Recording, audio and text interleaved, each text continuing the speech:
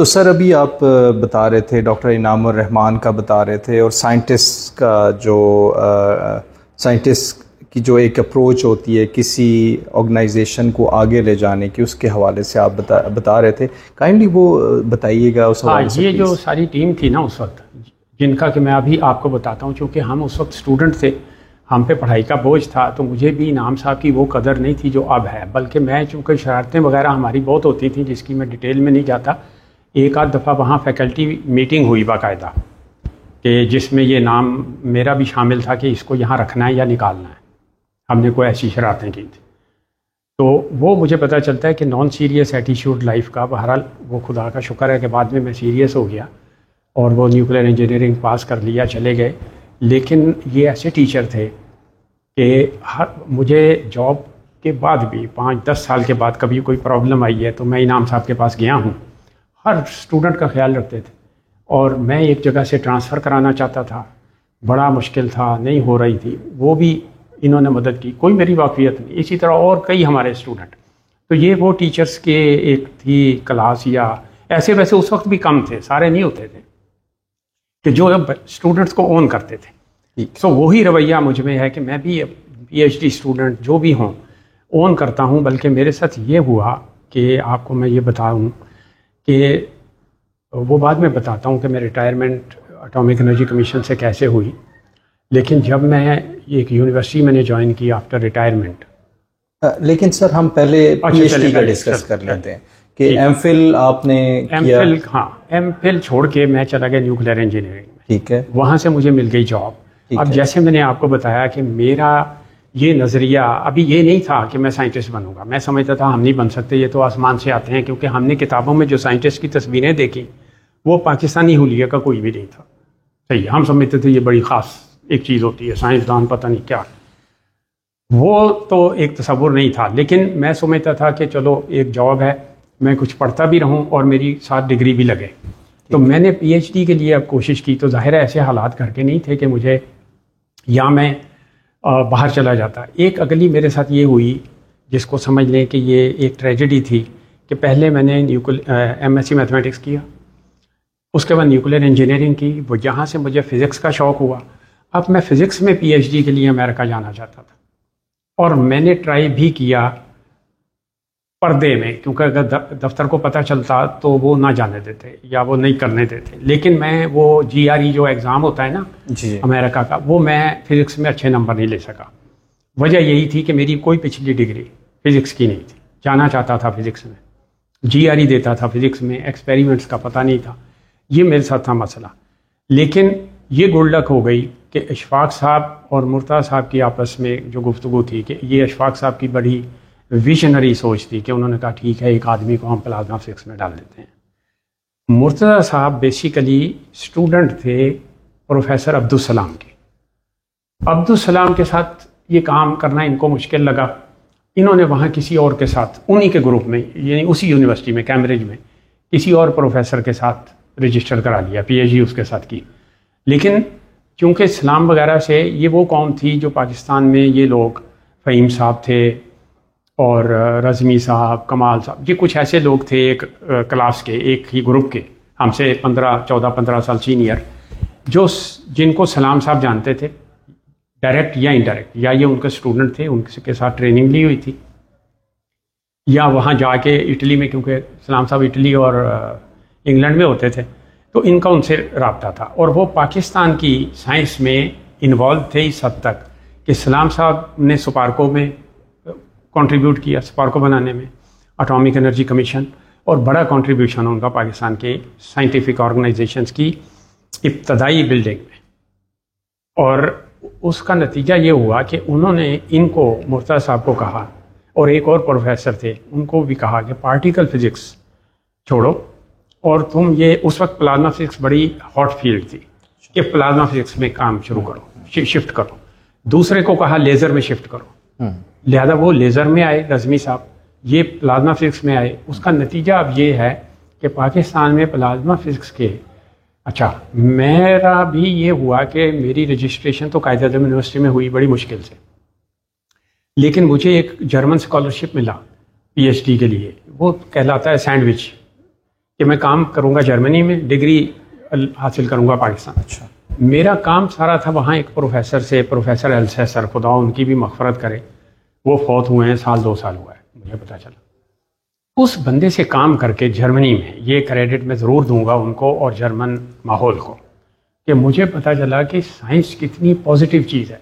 वरना मैं इधर सोजो गुदाज सूफियाना थिंकिंग ये वो, वहाँ मुझे एक नई दुनिया का सामना हुआ और मैंने सोचा कि मैं साइंस में काम करूँगा। वहाँ से मैं चेंज हुआ।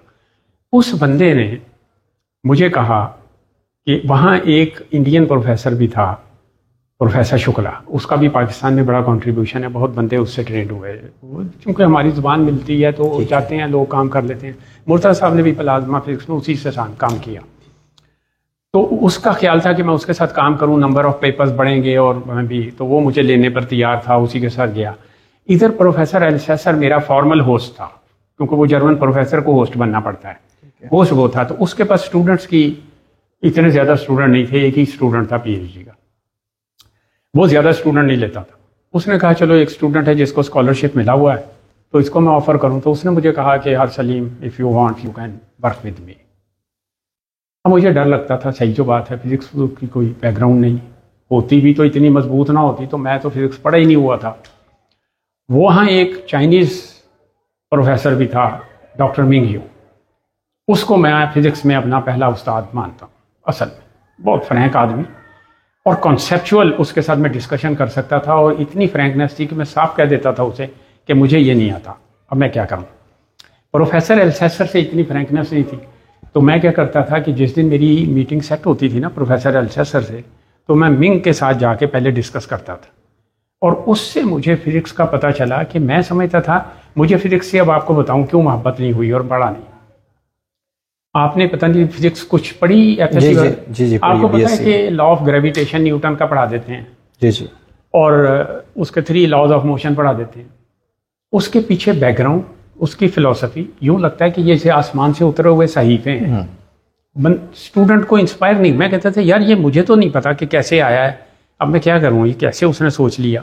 जस्ट वो लॉ लिखते थे आके कि force is equal to G point m1 m2 r square, कर करा के पास तो हो जाते थे, लेकिन वो फीलिंग नहीं आती थी। वो फिर जब जर्मनी में मैंने देखा कि पहली जब मेरी प्रोफेसर एल्सेसर से मुलाकात हुई है, उसने कहा, मैंने अच्छा, मिंग ने मुझे मशवरा दिया, उसने कहा देखो अगर तुम इधर काम करोगे ना शुक्ला के साथ मेरे साथ, तो नंबर ऑफ पेपर्स तो तुम्हारे ज़्यादा होंगे। नंबर ऑफ पेपर्स की आपको पता ना, शुरू वहाँ से स्टार्ट हो चुका था उस वक्त। ठीक है, ये कब की बात है सर? ये बात हुई कि 79। ठीक है, मैं 79 में जर्मनी में गया हूँ। ठीक है। 79 नहीं 90 में आया, 89, हाँ 89 की बात। ठीक। 78 में तो मैंने एमएससी किया जी, था, ठीक। 89 में जर्मनी गया हूँ, तो बल्कि 87 में गया हूँ। और पहले एक जर्मन कोर्स किया था गोएटे इंस्टीट्यूट से, उसने हमें कल्चर दिखाया 6 महीने, वो अय्याशी का था सारा। तो मेरा ख्याल है 90 के शुरू में मैं गया हूँ जर्मनी में प्रोफेसर के पास। जब इसने मुझे कहा, मिंग से मैंने मशवरा किया, मिंग ने कहा देखो हमारे साथ तुम्हारे नंबर ऑफ पेपर्स तो बढ़ जाएंगे, ठीक है, लेकिन इसके साथ जो काम करोगे हो सकता है कि 10 साल बाद किसी किताब में आ जाए। वो बंदा बड़ा ऑनेस्ट था। मैंने कहा अच्छा, अब मुझे पाकिस्तान में दिखाने के लिए नंबर ऑफ पेपर्स भी चाहिए थे। एल्सेसर से मैंने बात की कि मुझे वहाँ कुछ शो करना पड़ेगा, ये तो बड़ा लंबा प्रोग्राम है। तो उसने कहा ठीक है, तुम उनके साथ भी कोई प्रॉब्लम 1-2 कर लेना। मैंने कहा ठीक है। ये मुझे उसने लिबर्टी दे दी। मैंने वहाँ मेहनत बहुत की, 2 साल बहुत। एल्सेसर के साथ बात जब की तो फर्स्ट टाइम पता लगा कि उसने जब प्रॉब्लम मुझसे डिस्कस किया, ना कोई कॉपी, ना कोई पेंसिल, ना कोई किताब, बैठ गया, कहने लगा हाँ Salim, okay we study plasma in the tokamak and there is current dissipation. ये मुझे कुछ पता नहीं, ऊपर से मैंने कहा यार ये तो मैं मुसीबत में फंस गया हूँ। उस बंदे ने, देखें वो आइडियाज़ पे काम करते हैं। आपको पता होगा कि प्रोफेसर सलाम के साथ 2 और नोबेल लॉरिएट थे, और एक है वाइनबर्ग, ठीक है, उसका भी नोबेल प्राइज़ शेयर किया सलाम साहब के साथ, और वो था पार्टिकल फिजिक्स में। ये जो ब्राइट लोग होते हैं ना बाहर के, अमेरिका, यूरोप वगैरह, वो हर फील्ड में होते हैं। वाइनबर्ग ने प्लाज्मा फिजिक्स पे भी काम किया हुआ है, और वो काम भी उसका ऑथेंटिक है जो बुक्स में है। उसने WKB अप्रॉक्सीमेशन होती है क्वांटम मैकेनिक्स में, उसने उसको जनरलाइज करने की कोशिश की थी आइनोस्फेरिक प्लाज्मा में। वहाँ को एल्फन वेव वगैरह होती है, मैं उसमें नहीं जाता कि वो ट्रैप होती हैं, और उसने कहा कि ये WKB मेथड जो है क्वांटम मैकेनिक्स का प्लाज्मा में भी अप्लाई होता है। अब जब प्रोफेसर अल्सेसर ने मुझे कहा कि मैं काम करूँगा, तो वो लाइब्रेरीज में गया और उसने जनाब अली, वो आम पेपर्स पे काम नहीं करता था, ये बड़ा फ़र्क है रिसर्च पेपर। ठीक। वो आया, जो मुझे बाद में पता चला, असल में जो मैं बता रहा हूँ उस वक्त मुझे नहीं पता था, आइडिया उसका था, वो आइडिया लेके आया। उसने कहा देखो वाइनबर्ग ने जो काम किया है उसमें उसने प्रेशर जो है, थर्मल प्रेशर, वो इग्नोर किया है। अगर थर्मल प्रेशर हो तो उसकी जनरलाइजेशन काम नहीं करती, वो वर्केबल नहीं। ठीक है। तो हम इसको स्टडी करते हैं कि क्या हम कर सकते हैं। मैंने कहा जी वो अब कहेगा करूँगा। पता को ख़ास नहीं था। अब गुड लक मेरी ये हुई कि प्रोफेसर ने एक इक्वेशन लिखी और वो ड्राइव करके मुझे कहा कि ये इक्वेशन आई है मेरे पास एनर्जी बैलेंस की, इसे चेक करो। मैंने कहा अच्छा अब आपको बताइए, जैसे नॉलेज था लेकिन मेहनत बहरहाल थी, डेडिकेशन थी, बल्कि मुझे पता नहीं मैंने कैसे की, मैंने की। और उसको इक्वेशन को, क्योंकि मेरे पास क्लू था कि ये इक्वेशन आनी चाहिए इस मेथड से, इस तरीके से, कि मेरा जवाब उससे थोड़ा हट के था और वो कोई प्लस माइनस का मसला था। अब मैंने कहा यार अल्सेसर के पास जाना है, ऐसा ना हो बाद में मेरी मिस्टेक निकले।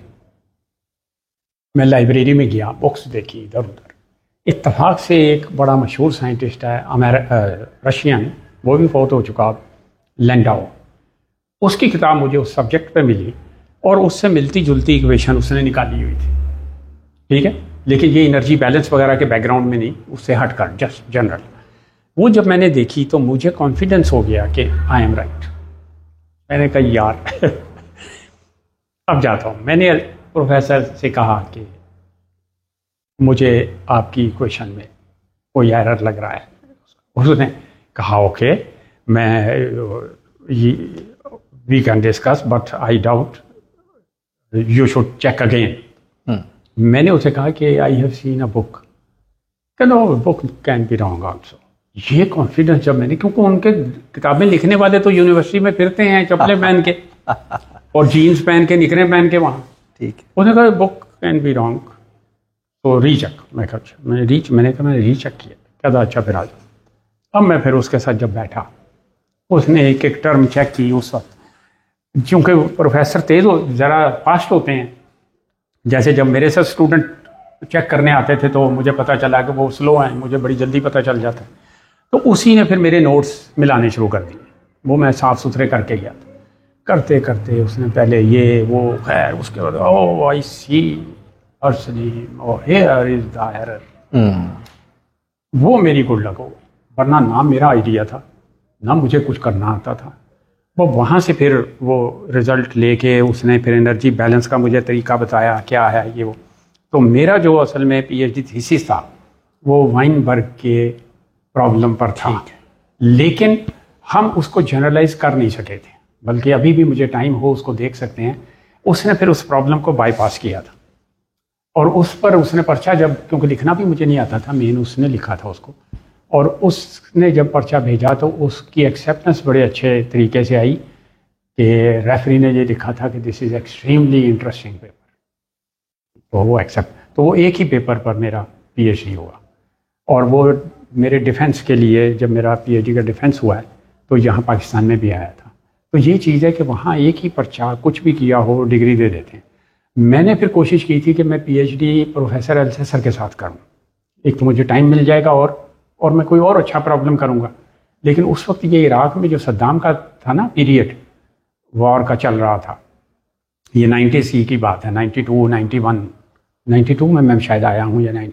उस ज़माने में वो पॉलिटिकल सिचुएशन ऐसी थी कि उन्होंने मुझे, जिन्होंने स्कॉलरशिप दिया था DAAD जर्मन की जो फंडिंग एजेंसी है, तो उन्होंने एक्सटेंड नहीं किया। उन्होंने कहा कि नहीं ये तो सैंडविच ही रहेगा। तो मुझे आना पड़ा। अब मैं बड़ा यानी बादल नाखास्ता आया था, मैं खुश नहीं था पाकिस्तान वापस आने में, क्योंकि अब मेरा फिज़िक्स में दिल लग गया था। और बल्कि एक और भी, क्योंकि फिर वही बात है, इमोशनल जज्बाती आदमी, जब मैं वहाँ से यहाँ आया हूँ और हर आदमी के साथ शायद ये बीतती है फिर एकदम यहाँ जो माहौल देखा, अपने इंस्टीट्यूट में गया, थके हुए लोग, एमलेसनेस जो आप देखते हैं, बाहर एक एनर्जी, एक तवानाई, ये जो एक फ़र्क है, मैं इसको चाहता हूँ किसी तरीके से मिट जाए। वो मिट नहीं रहा, और बल्कि ये है कि हमारे यहाँ जो प्रोफेसर्स की हालत है कि वो खुद बेचारे डरे रहते हैं कि हमसे कोई मैनेजमेंट एडमिनिस्ट्रेशन में गड़बड़ ना हो जाए, हम पे इल्ज़ाम आ जाए, वो बॉसेस नापसंद कर लें। यहाँ तो ये देखा जाता है कि आप ड्रेस कैसा पहनते हैं, उठना बैठना कैसा है। वहाँ बड़े बेबाक लोग, आइडियाज़ नए फ्रेश वहाँ आते हैं जहाँ फ्रीडम हो।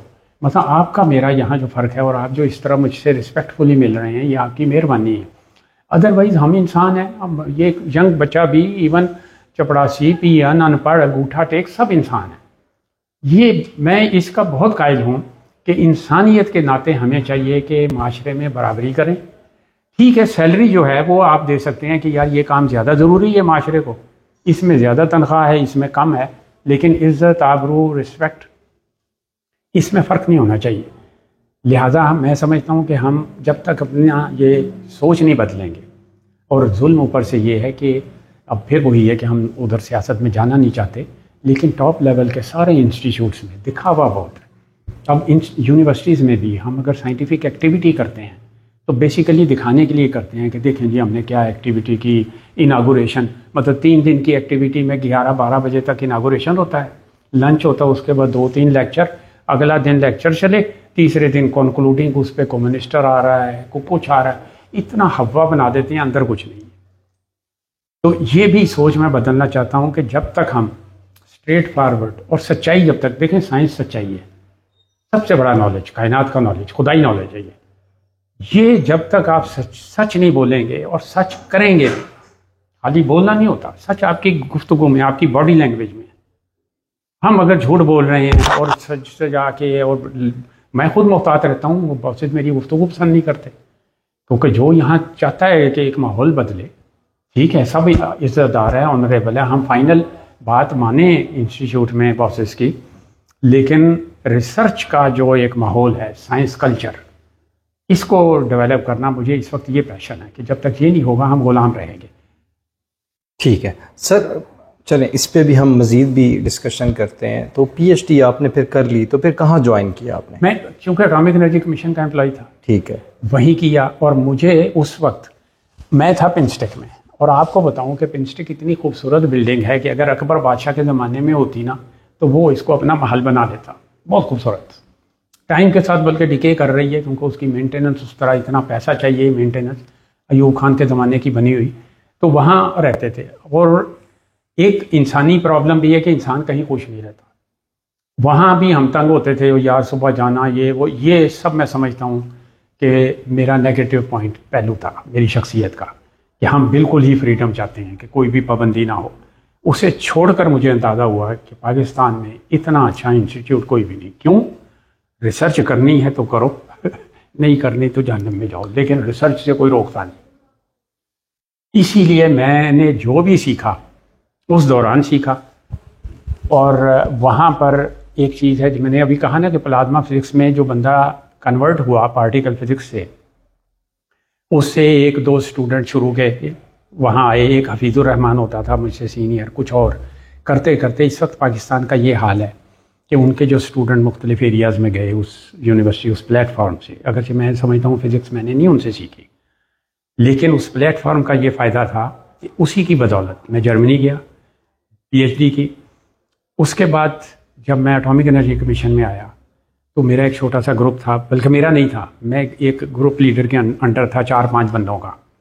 लोग मेरी तबीयत और आदत की वजह से मेरे पास आना शुरू हो गए। तो वो जैसे दरवेश की वो महफिल नहीं लगती, वो लगती गई। वहाँ 15-20 बंदे इकट्ठे हुए, तो फिर एटॉमिक एनर्जी कमीशन के बॉसेस ने, मेंबर, चेयरमैन जो टॉप, उन्होंने सोचा कि यार इसको तो डिवीजन बना दो। उन्होंने फिर पूरा डिपार्टमेंट बना दिया प्लाज्मा का, फिर उसका मुझे डायरेक्टर बना दिया। फिर ये हुआ कि national centre for physics, NCP, ये भी कोशिशें थी इन्हीं साइंटिस्ट की, जो मैं कह रहा हूँ कि जो सर्कल था सीनियर साइंटिस्ट का। ये उस वक्त के प्रेसिडेंट से मिले, वो काफ़ी पहले की बात है, बात चलती रही कि एक सेंटर ऐसा होना चाहिए। ये भी इस्लाम का आइडिया भी था इसमें, कि जो आईसीटीपी है ना, पहले मैं थोड़ा सा उसका बता दूं जी। International centre for theoretical physics Salam ने इटली में इस्टेब्लिश किया। सलाम साहब का जो है कल्चरल बैकग्राउंड पाकिस्तानी था। वो चाहते थे पाकिस्तान में रहना, लेकिन रह नहीं सके। उस बड़ी वजूहात, बहुत लोगों ने उस पर लिखा, वजह उनको जाना पड़ा। और उन्होंने एक जगह फिर ये लिखा भी कि मेरे पास दो चॉइसेस नहीं, या मैं फिजिक्स छोड़ दूं या पाकिस्तान छोड़ दूं। तो मैंने पाकिस्तान छोड़ दिया। बड़ा फेमस उनका फेमस है, उनको जाना पड़ा। अब वो ये चाहते थे कि एक ऐसा इंस्टीट्यूट हो दुनिया में जहाँ एक्सपर्ट्स जो हैं दुनिया के, उस वक्त पाकिस्तान में साइंस वाइंस का कोई नाम नहीं था, पीएचडी प्रोग्राम ही नहीं था, चंद एक पीएचडी होते थे जब हमने स्टार्ट में आँख खोली है यहाँ यूनिवर्सिटियों में। तो उन्होंने ये किया, सोचा, और बड़ा ज़बरदस्त आइडिया था कि एक सेंटर ऐसा हो कि जहाँ दुनिया के एक्सपर्ट्स आएँ, अपनी अपनी फील्ड के माहिर, और उस फील्ड पर लेक्चर्स हुआ करें। वहाँ हम डेवलपिंग कंट्रीज़ के लोगों को बुलाएं, इंडिया, पाकिस्तान, ईरान, चाइना, ये वो, चाइना भी उस वक्त इन्हीं में आता, ये, और अफ्रीका के कंट्रीज़। और वो लोग जब वापस जाएं, वो यूनिवर्सिटियों से आएंगे, ज़ाहिर है यूनिवर्सिटियों के प्रोफेसर होंगे, उनके स्टूडेंट, तो वहाँ जाके फैले। लिहाजा मेरे प्लाज्मा फिजिक्स के डेवलपमेंट में आईसीटीपी का बहुत हाथ है। वहाँ पर हर 2 साल के बाद एक कॉलेज साहब मुनक्किद करते थे, वो 3-4 हफ्ते का, और अमेरिका, यूरोप, बड़े बड़े प्रोफेसर वहाँ आके लेक्चर देते थे। कुछ समझ में नहीं आता था, लेकिन वो हमें स्कॉलरशिप भी देते थे वहाँ, उससे मुरादा रहने सहने को, और इवन पर डे भी पैसे देते थे। पता था डेवलपिंग कंट्री से हैं कि अपना खाना पीना कर सकें। ये बहुत बड़ा कंट्रीब्यूशन था इटालियन गवर्नमेंट और यूएनओ की, वो जो यूनेस्को है उनका, लेकिन मेन कंट्रीब्यूशन इटालियन गवर्नमेंट का। वहाँ उस वक्त प्लाज्मा की चूँकि हर 2 साल बाद एक्टिविटी थी, तो मेरा प्लाज्मा से ताल्लुक़ हुआ 1995 से। मेरा पहला चक्कर 84 में लगा, उसके बाद 95। उस वक्त मैं पीएचडी कर चुका था 95। मैं पोस्ट डॉक्टरल चाहता था, कोई वैल्यू। वहाँ एक प्रोफेसर से बात की जापान के, उसने मुझे जापान की 2 इयर्स की पोस्ट डॉक्टरल फेलोशिप दिलवा दी। जापान की जो सबसे बड़ी लेबॉरेटरी है प्लाज्मा की, LH, उसका नाम मैं भूल गया अभी, चलें, फ्यूजन की रिएक्टर के लिए वो काम कर रहे हैं। वहाँ मैंने 2 साल, उसका नाम है national institute for fusion science, NIFS, Toki, Japan, Nagoya के पास। वहाँ एक उनसे काम किया, देखा। वहाँ भी मेरे बड़ा कॉम्प्लेक्स हुआ कि यार इनका तो बहुत इल्म है, मैं क्या करूँगा।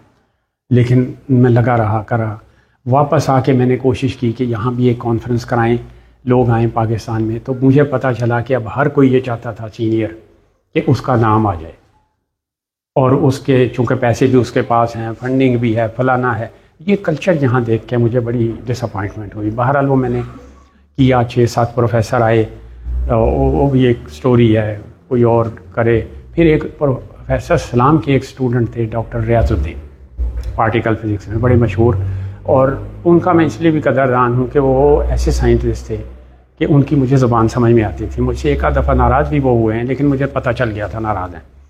और वही हैं कि जिन्होंने मेन ये किया कि नेशनल सेंटर फॉर फिजिक्स ने मुझे कहा कि तुम अप्लाई करो। मैंने कहा कि मुझे कोई जानता नहीं है, मैं इसके डायरेक्टर जनरल के लिए अप्लाई कर दूँ, वो नोज़ मी पाकिस्तान। उन्होंने कहा नहीं, आप कर रहे हो सही। मुझे नहीं पता था कि ये भी इन्फ्लुएंशियल है।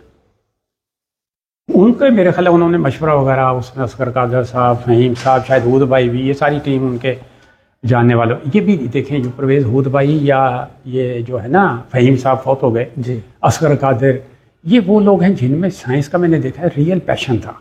मेरी बदकिस्मती ये थी कि मैं इस ग्रुप में नहीं जा सका, क्योंकि मैंने बताया कमीशन का एम्प्लॉई था ये। लेकिन ये थे वाकई दीवाना वार फिज़िक्स के। अगरचे हूद भाई ने बाद में फिज़िक्स छोड़ दी और वो दूसरे उस तरफ आ गया, लेकिन एक पैशन जो है ना वो है। बाकी हैं ज़्यादातर यहाँ के सर्वाइव भी करें और उनका नाम हो जाए, किसी तरह उनको फंडिंग मिल जाए, कहीं कॉन्फ्रेंस करा ली, थोड़े बहुत पर्चे लिख लिए, स्टूडेंट को काम दिया, उनके काम से डिस्कस किया, नाम आ गया। ये काम मैं नहीं करता, इसीलिए मेरे 20-22 पर्चे मेरे इंडिपेंडेंट सिंगल ऑथर, जो मैं घर में कर बैठ के किए। और उन्हीं में से 1-2 काम मेरे थोड़े से नॉन भी हुए। जैसे एक आपको वाक़या बताता हूँ, वो भी चले इटली, बेल्जियम में भी मेरा फिर एक कांटेक्ट हो गया, और मैं 1-2 महीने वहाँ जाता था 1 साल में या 2 साल में। तो वहाँ जब पहली दफ़ा गया तो वो तो एक्सपीरियंस अच्छा नहीं था। उसके बाद फिर उसने मुझे 2 महीने या 3 महीने के लिए एक दफ़ा बुलाया प्रोफेसर ने। इनवाइट करने वाला जो था वो बेल्जियम का प्रोफेसर था, लेकिन जो मेरा जानने वाला था वो था यूगोस्लाविया से, और थोड़ा सा एरोगेंट और बड़ा थोड़ा सा प्राउड भी, क्योंकि उसने जाहिर है कि उसकी एजुकेशन और बैकग्राउंड ज़्यादा उसकी फिज़िक्स की। आइडियाज़ एक और चीज़ होती है, नॉलेज डिफरेंट चीज़ है, इनका कम्बिनेशन हो जाए तो बड़ा काम होता है। मेरा नॉलेज कम था, मुझे आइडियाज़ पे कॉन्फिडेंस था कि मेरा अगर बैकग्राउंड हो तो मैं कुछ कर लूँगा। मैं जब बेल्जियम में गया ना दूसरे तीसरे विजिट पे, तो मैंने उसे कहा, मैंने कहा यार देखो मैं तुम्हारे साथ काम करने आया हूँ कि कुछ नई चीज़ सीखूँगी। कहने लगा नहीं, आई एम वेरी बिजी। और उसकी जॉब भी पक्की नहीं थी, वो शायद टेंशन में भी था, सारा उसका कसूर भी नहीं। 2-3 दिन के बाद फिर मैंने उसे कहा, मैंने कहा यार मैं सुबह से शाम तक घर में अगर मैं फिरूँ, बाकी अपना फैमिली छोड़ के आया हूँ यहाँ पर उदास वीरान में, इसलिए तो नहीं आया कि बैठ के अकेला काम करता रहूँ, करो। कहने लगा नहीं, I am too busy, if you want okay I give you this, you can look at this, Japanese have their is a recent experiment, Japanese have presented this and this is a hot topic. ये वहाँ का फ़ायदा है ना, अब हमें तो कुएं में पता ही नहीं लगना। मैंने कहा अच्छा, मैंने कहा कहाँ छपा है जी? Physical review letters. Physical review letters physics का टॉप का जर्नल है। मैंने कहा यार मेरी समझ में कहाँ आएगा इतने हाई लेवल पेपर, लेकिन अब करने को कुछ नहीं था, मैं ले गया उसको, घर में पढ़ा ये वो। अब इसमें मैं अल्लाह ताला का भी एहसानमंद हूँ कि आइडिया तो उसी से आता है, वो बंदा नहीं कह सकता कि मैं को अच्छा काम कर सकता हूँ। जैसे शायरी में बंदा ये नहीं कह सकता आज मैं बड़ी अच्छी गज़ल लिखने बैठा हूँ, नहीं, ये कोई नहीं जानता कि कब वो अच्छा करे।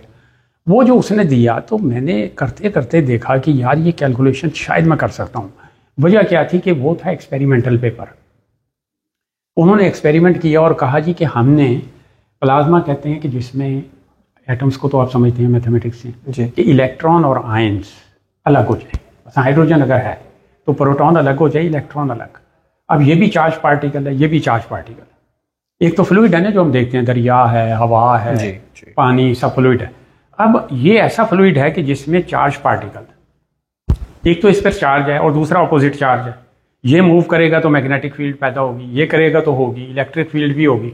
इतना कॉम्प्लेक्स सिस्टम बनता है ये फ्लूइड का कि इस किताब में मतलब ढेर पड़ा हुआ है, लोग रिसर्च कर रहे हैं। और यही मैंने कहा ना, सूरज वगैरह पर और जो चमकते सितारे हैं सारे फ्यूजन से।